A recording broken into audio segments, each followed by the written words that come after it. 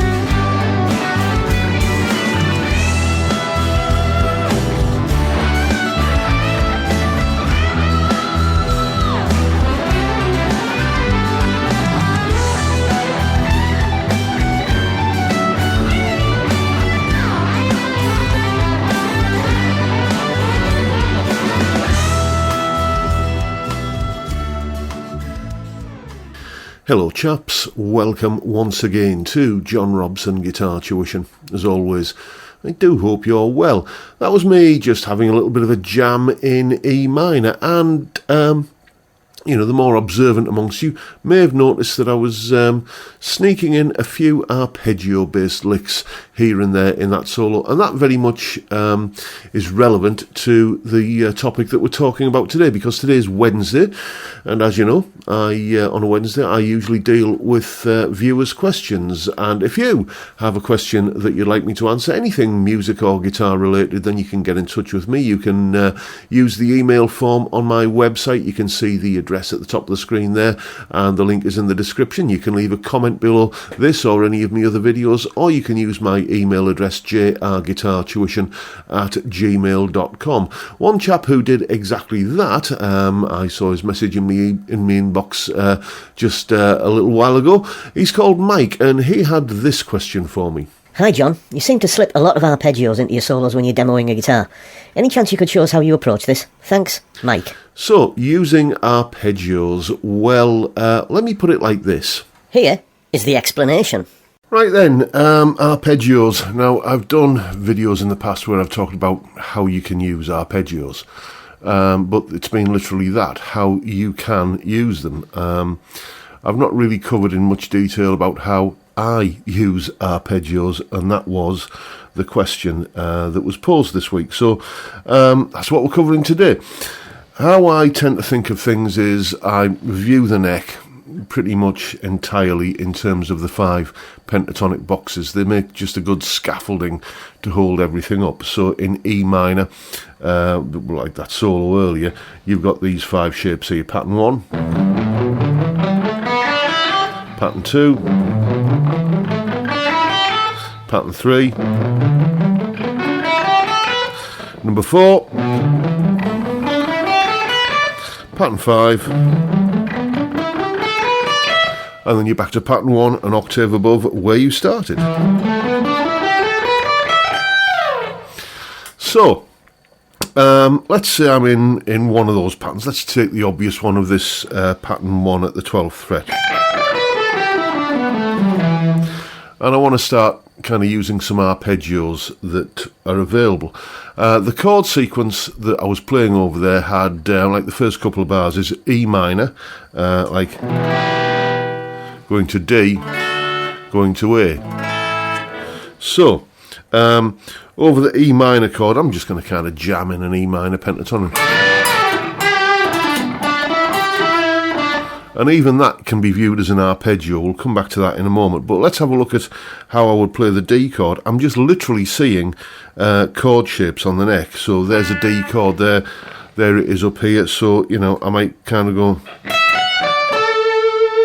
something like that. Just taking that D chord shape and moving up to there. So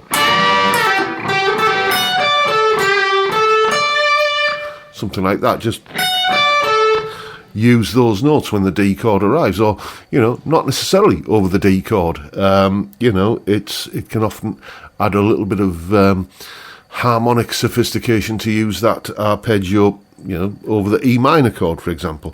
And then so after the D chord, you've got the A chord. So I'm just thinking in terms of this straight line kind of shape, which is just that familiar old one finger A chord that we play down there a lot of the time, so moved up to here. So I'm going to be thinking maybe something like that. Sometimes I'll use all the notes, sometimes I'll maybe just kind of use one or two of them. So like that, depending upon what is melodically required in the music at the time. So chord shapes, that's all I'm really thinking of. Like later on in the sequence, it goes, the chords go E minor to a C to a G. So I might be thinking, like let's say I'm in this pentatonic shape here, pattern 4, kind of noodling away like this.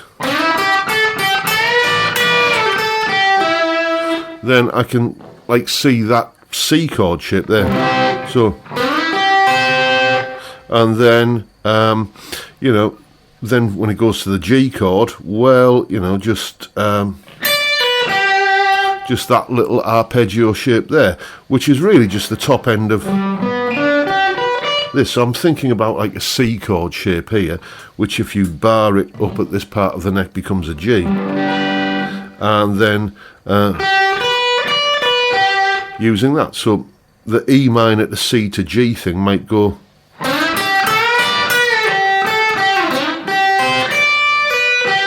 so C, G, and once again use either all of the notes in the arpeggio or just whichever ones you want to kind of throw in. Now I mentioned that when you're playing with a pentatonic, often you are playing an arpeggio without sort of realising it. That's because a pentatonic scale is actually an arpeggio. E minor pentatonic is the arpeggio of E minor 7 add 11. That chord, okay? So if you strip a couple of notes out, maybe the A note, then you're essentially getting the notes of E, G, B and D. That's an E minor 7 arpeggio. So you play a lick like this, then what we're getting there is, there's the 5th at the top of that bend, there's the minor 7th, there's the 3rd, and there's the root. So that doesn't sound like you're playing an arpeggio, but you are, and maybe, and that would also work as a G major arpeggio, kind of, maybe not putting the E note in, but, in terms of a G major, there's the root, there's the 3rd, there's the 5th. And then, like, where there's a section in the backing track where I'm going from a G chord to a D chord, I think I went something like that. And again, just thinking of the chord shape. There's a D chord, and just like that. So, like that. So all I'm doing when I'm using arpeggios is just really kind of having a snout around the neck, looking for chord tones, really, that belong to whatever is the underlying chord that I'm playing over. Sometimes I'll put a string of arpeggios together, and this is something I've talked about in the past. So, like, if we're in the key of E natural minor, as we kind of are for most of this backing track, there's only an A chord that sort of crops up from outside that. Then let's just kind of think about the chords that are in the key of E natural minor. You've got E minor, you've got G, you've got A minor, B minor, C, D, and so on. So I can just string a bunch of those arpeggios together. So maybe here's a D major arpeggio. I'll tend to play this backwards actually. Then an E minor arpeggio. Then F sharp diminished, I didn't mention that one. G major. Then A minor, B minor, and up to something like that. So you can create a run that goes.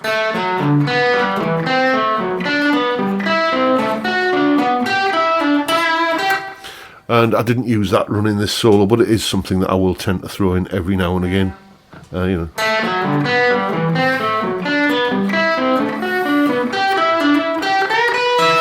And then, as I say, just any combination of the stuff that I've already mentioned.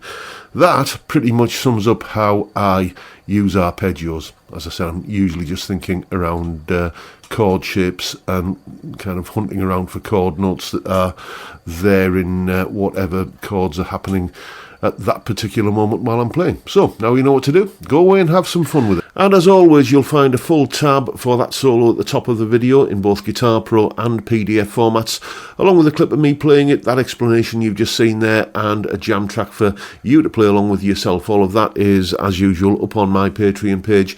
There's the address, link in the description. $3 or £2.50 a month gets you access to all of these additional resources that go along with these YouTube videos. A massive, massive thank you to everyone who supports me in that or any of the other ways, all of which are, you know where, linked down in the description.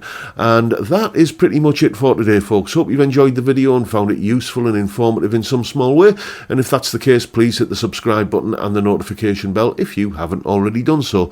Don't forget the live stream every Friday 5 PM UK time. You know what happens there. We drink beer and we talk about music, guitars and whatever else crops up. Great way to kick off the weekend. I'd love to see you there if you can make it. But for now, I'll bid you all a good day and say thank you so much for watching. Thank you for your time. Look after yourselves, folks. Stay well, stay safe, and above all, stay sane. Bye for now.